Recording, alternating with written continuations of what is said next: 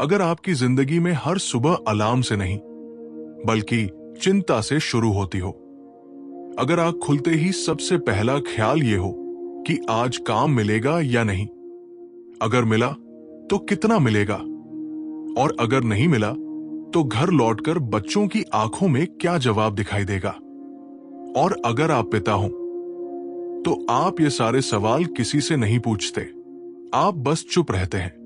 यही है एक पिता की चुप लड़ाई जो कोई नहीं देखता। गांव के उस छोटे से घर में सुबह बहुत जल्दी हो जाती थी। अंधेरा अभी पूरी तरह छंटा भी नहीं था, लेकिन शिवनाथ की आंख खुल चुकी थी। नींद उसके शरीर से ज्यादा उसकी आंखों में होती थी, और आंखों में भी वो टिकती नहीं थी।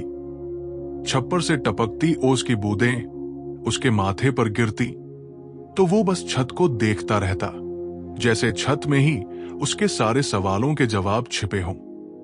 उसकी जिंदगी में दिन का मतलब था काम, और रात का मतलब अगले दिन की चिंता।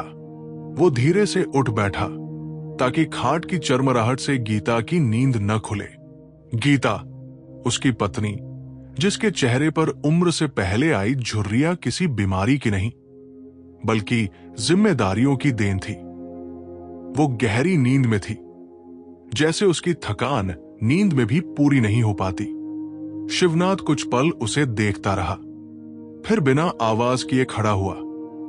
कोने में रखे बर्तनों को छुए बिना वो घड़े तक पहुंचा। उंगलियां नीचे तक गई, लेकिन पानी बस थोड़ा सा था।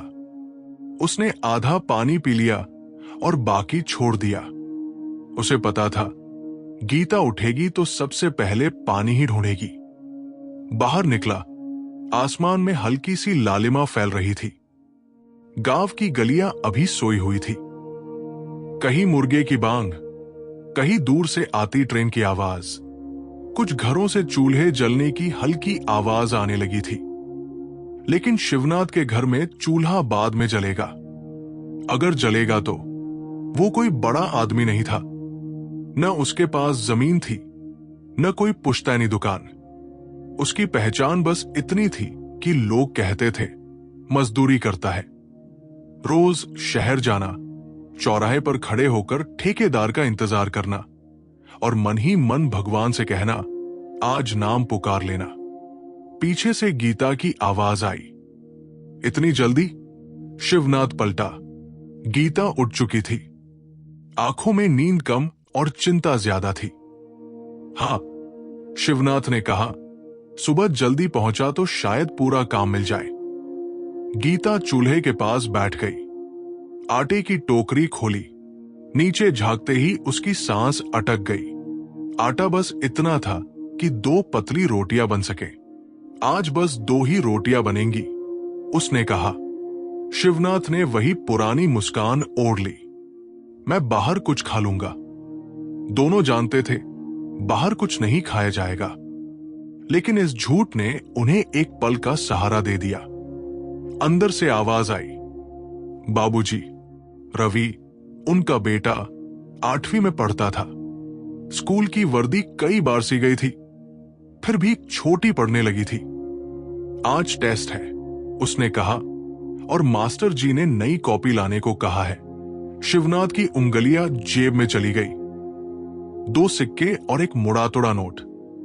तू स्कूल जा, उसने बेटे के सिर पर हाथ रखते हुए कहा। कॉपी आ जाएगी? रवि कुछ पल रुका, फिर चुपचाप निकल गया। यहीं से शुरू हुआ वो सफर जो सिर्फ एक दिन का नहीं बल्कि पूरे जीवन का इम्तिहान था। शहर में काम मिला, आधे दिन का। सीमेंट की बोरियां उठाते उठाते शिवनाथ की सांस फूलने लगी। पीठ में दर्द जैसे भीतर तक उतर गया।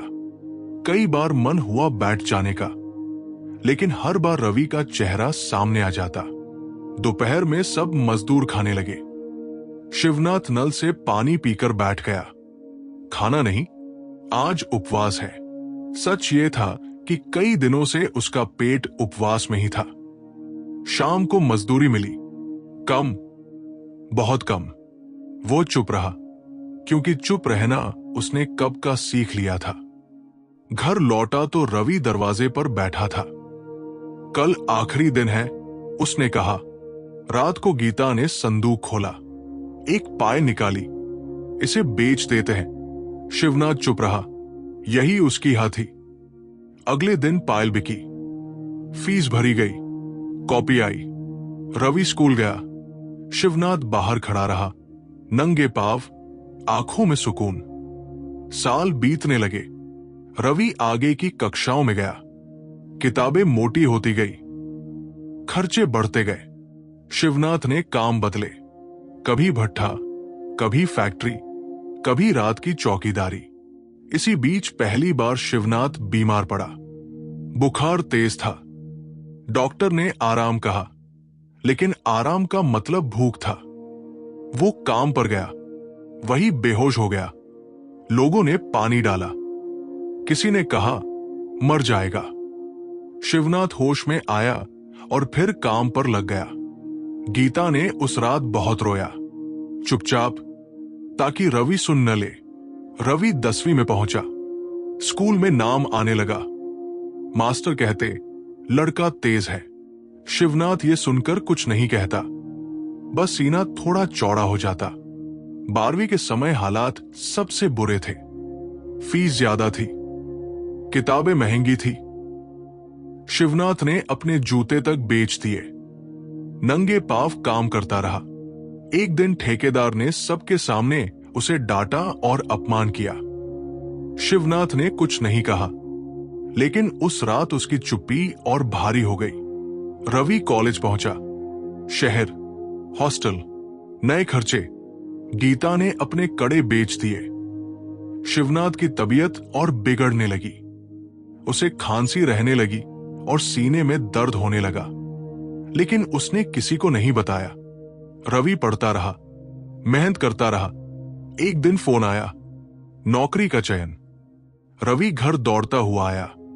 बाबूजी, हो गया। शिवनाथ ने कागज हाथ में लिया। पढ़ नहीं पाया, लेकिन बेटे की आवाज में जीत सुन ली। उसकी आंखों से आंसू बहने लगे। अब आराम करोगे, रवि बोला। शिवनाथ मुस्कुराया। अब मेरी लड़ाई खत्म हुई। कुछ दिन बाद एक सुबह शिवनाथ उठा नहीं। डॉक्टर ने कहा बहुत देर हो चुकी थी।